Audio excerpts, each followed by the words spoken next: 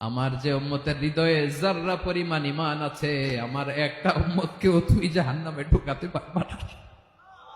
নবী, আপনি সিজদা থেকে মাথা তুলেন, সাল তুতা, যা চাবেন তাই দেব, ওয়াশফা তুশাফা, যার জন্য সুপারিশ করবেন তার সুপারিশ কবুল করে নেব। বিশ্বনবী এবার মাথা তুলবেন। যে বিভীষিকাময় সময়ে প্রত্যেক নবী বলেছেন আমি পারবো না, প্রত্যেক নবী বলেছেন নফসি নফসি, আমার কি হবে আমি জানি না, আল্লাহ আমারে বাঁচাও। প্রতিটি নবী বলবে নফসি নফসি, আল্লাহ তুমি আমারে বাঁচাও, আমারে বাঁচাও। বিশ্বনবী মাথা তুলবেন, তুলে বলবেন রব্বি হাবলি উম্মতি, আল্লাহ তুমি আমার গুনাহগার উম্মতকে বাঁচাও।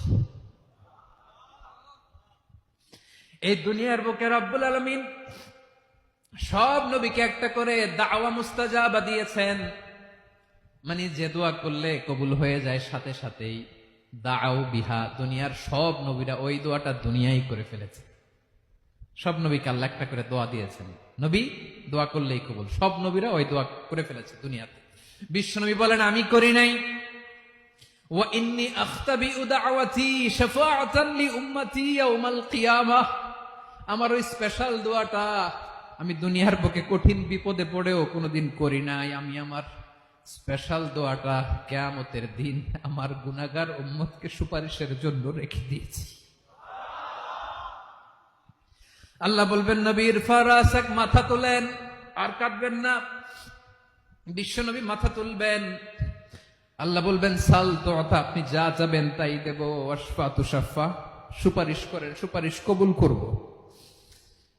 বিশ্বনবী বলবেন আল্লাহ ওই স্পেশাল দোয়াটা দুনিয়াতে করি নাই, আজকে আমি তোমার দরবারে দাঁড়িয়ে কিয়ামতের দিন ওই দোয়াটা করছি। আল্লাহ আমার যে উম্মতের হৃদয়ে যাররা পরিমাণ ঈমান আছে, আমার একটা উম্মতকেও তুই জাহান্নামে ঢুকাতে পারবা না।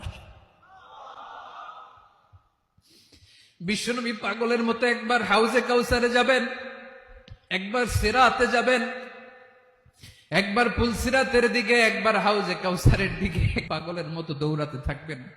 তার কোন গুনাহগার উম্মত যাতে জাহান্নামে ঢুকে না যায়, সেদিন কেউ সুপারিশ করতে পারবে না বিশ্বনবী ছাড়া।